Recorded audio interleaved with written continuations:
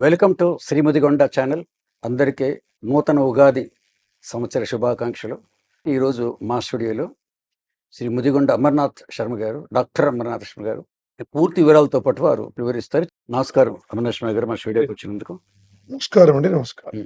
ఒక్కసారి అంటే మాకు మీ గురించి తెలుసు, ప్రేక్షకుల కోసం ఒక్కసారి మీ విద్యార్థులు కానీ లేదా మీ గురించి చెప్పండి. శివాయ గురవే నమః. నా పేరు డాక్టర్ ముదిగొండ అమరనాథ శర్మ. నేను సర్దార్ పటేల్ డిగ్రీ కళాశాలలో ప్రొఫెసర్గా పనిచేస్తున్నాను. అష్టావధానిని, శ్రీ శైవ మహాపీఠం ఆస్థాన పండితుణ్ణి, అలాగే జగద్గురు శంకరాచార్య పుష్పగిరి మహాసంస్థానానికి కూడా ఆస్థాన పండితుడిగా ఉన్నాను. కుంభరాశి వారికి 2 ఆదాయం, 8 వ్యయం, 4 రాజపూజ్యం, 2 అవమానం. కుంభరాశి వారికి ఇప్పుడు అనుకూలంగా ఉంది.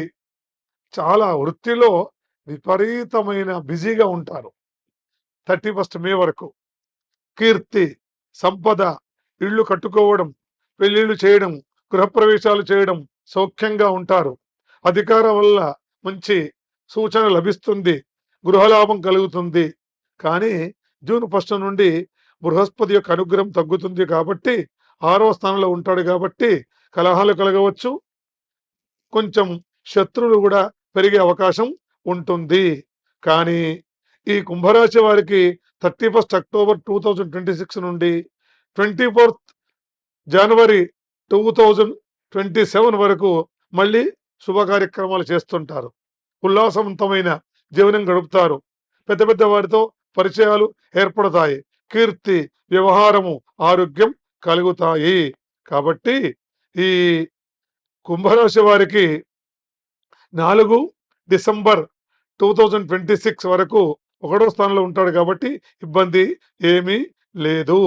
కానీ ఈ కుంభరాశి వారు కేవలము గురుగ్రహానికి, అలాగే శనీశ్వర గ్రహానికి, అలాగే రాహుగ్రహానికి, రాహు ఉపశమనం కావాలి అంటే అమ్మవారిని ఉపాసించాలి.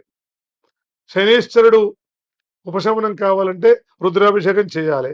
గురుగ్రహానికి సరే మనము శనగలు, అలాగే పసుపు రంగు గుడ్డ ఇలాంటి దానం చేస్తే సరిపోతుంది. నీడీ పర్సన్స్ ఎవరికైతే అవసరమో వాళ్ళకి దానం చేయాలి.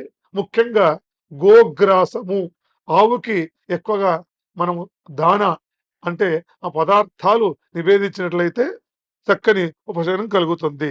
మీకు ధన్యవాదాలు. నమస్కారం. సంతోషం.